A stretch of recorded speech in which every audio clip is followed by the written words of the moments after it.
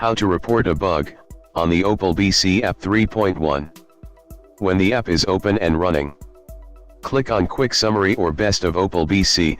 It can be either one, it does not matter.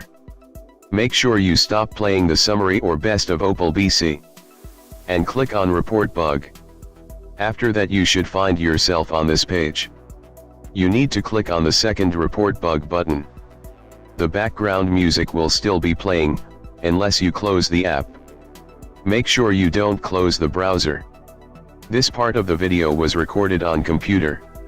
The computer website looks better than phone. Type in your name and the other information.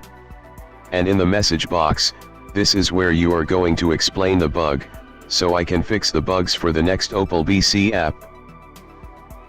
I didn't want to show my personal information. That's why there's a black box in middle of page. Once all of that is done, click Submit at bottom of page.